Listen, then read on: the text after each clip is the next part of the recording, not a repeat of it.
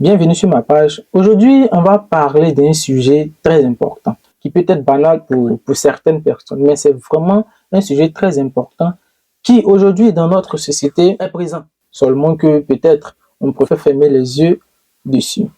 Donc aujourd'hui, on va traiter un sujet, comme je le disais tantôt, important. On va essayer de savoir si vraiment il y a une différence entre ce qu'on appelle les prostituées et ce qu'on appelle nos copines. Alors, je mets ça en guillemets, vous allez comprendre plus tard.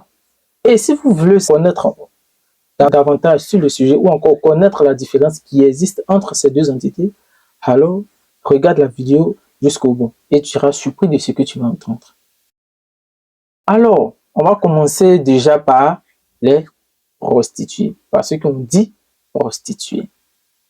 Alors, il faut savoir qu'une prostituée, aujourd'hui, on va parler uniquement des femmes. Donc, une prostituée, c'est cette personne-là qui va vendre son corps en contrepartie d'une somme, d'une rémunération. Alors, on va donner trois raisons. Aujourd'hui, on a tendance à blâmer, à insulter ou encore à mettre à l'écart ce qu'on appelle les prostituées dans notre société. Alors, ce qui est normal, ici, je ne suis pas le défenseur des prostituées ni d'aucune entité. On va plutôt faire des critiques, mais des critiques positives. Alors, le premier aspect, c'est simple. C'est le manque d'amour sincère. Aujourd'hui, dans nos relations, sincèrement, la génération d'aujourd'hui, elle n'aime pas vraiment, fille comme garçon. On ne s'aime pas vraiment. On a tendance à aimer d'une autre façon. Il n'y a pas l'amour véritable qu'ont connu nos parents avant, même si, voilà, et leur époque, et puis la nôtre, c'est carrément différent. Mais le premier aspect ici, c'est le manque d'amour sincère. Vous savez, aujourd'hui, quand elle dit qu'elle est prostituée, on la rejette parce que en Afrique, même pas en Afrique, on ne veut pas entendre ce genre de choses. Mais alors qu'elle n'est pas prostituée. Si aujourd'hui, elle s'assume en tant que prostituée, c'est parce qu'il y a des raisons, il y a des situations auxquelles elles sont confrontées, raison pour laquelle aujourd'hui, elles ont décidé d'emprunter ce chemin. Mais on ne cherche pas à savoir, mais qu'est-ce qui les a poussées à faire cela? Comment les aider? Mais automatiquement, on les rejette.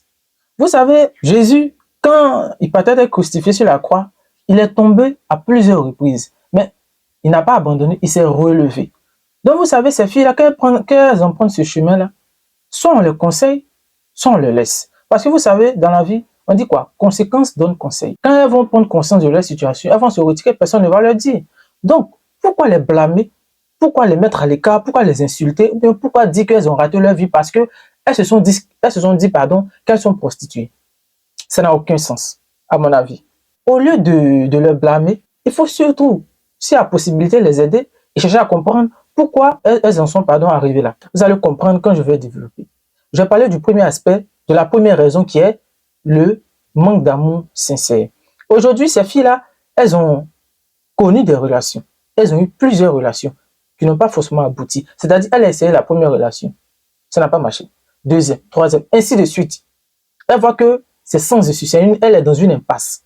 Alors, pour elle, dans son entendement, elle se dit que j'ai essayé plusieurs relations. Aujourd'hui, c'est fatigué, je veux me reposer. Je veux quitter dans le fait de dire, mon bébé, c'est comment elle veut quitter dans tout ça.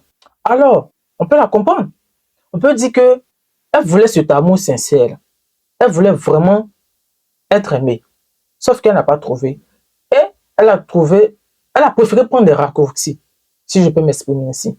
Raison pour laquelle elle a décidé d'être prostituée, d'emprunter ce chemin qui n'est pas forcément le bon. Oui, je vous ai dit, c'est une critique positive.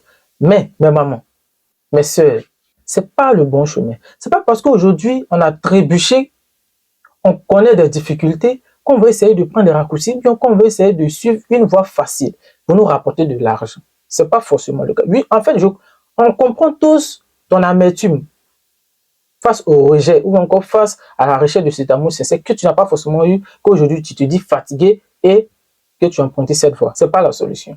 Mais il ne faudrait pas la juger. Comme je le disais, si tu peux l'aider, tu l'aides. Si tu ne peux pas l'aider, tu la laisses. Parce qu'aujourd'hui, on essaie de copier, on essaie de faire comme Jésus. Mais on ne peut pas le faire. Donc, lui qui nous donne le souffle de vie, s'il permet qu'on pêche, s'il permet qu'on fasse des erreurs et qu'à chaque fois il nous donne le souffle de vie, pourquoi elles, ces filles-là, vous les blâmez au lieu soit de les aider, de les enlever dans ça, mais on préfère les blâmer plutôt et puis les mettre à l'écart, disent que ces filles-là, elles ont raté leur vie. Non, il ne faudrait pas faire ça. C'est c'est pas à nous de les juger. Nous-mêmes, on va nous juger en fonction de nos actions qu'on est en train de poser sur cette terre. Parce que vous savez, on est sur cette terre, c'est un passage. Chacun va écrire son histoire et puis il va laisser sa vie. Et quand il va arriver devant le bon Dieu, il sera jugé. Donc pourquoi nous juger ces filles-là sur la terre alors qu'on n'a même pas le droit de le juger, alors que nous-mêmes, on n'est pas encore saints, comme on le dit. Ce sont des conseils à prendre au sérieux. Alors, vous me verrez, je parlerai, je donnerai des conseils ou encore des recommandations parce que moi-même, je n'ai pas encore fini de m'éduquer. Mais par la grâce de Dieu, j'ai eu cette lucane pour pouvoir m'exprimer. Donc, ne me voyez pas comme un éducateur. Non, je ne suis pas un éducateur. On est tous jeunes, vous me voyez très bien. Mais ce sont des choses que on n'en parle pas assez. Raison pour laquelle aujourd'hui j'en parle. La deuxième raison, donc plus importante, c'est quoi? C'est le manque de moyens ou encore la pauvreté. Alors, la pauvreté, c'est l'état d'une personne qui manque de moyens matériels, financiers, pardon. C'est ça la pauvreté. Et pourquoi je dis c'est la deuxième raison? Parce que ces filles-là, elles viennent d'une famille modeste. Alors, papa n'a pas l'argent, il y a une difficulté dans la famille. Elle se sent obligée, responsable, de subvenir peut-être aux besoins de sa famille. Parce qu'elle se dit grande.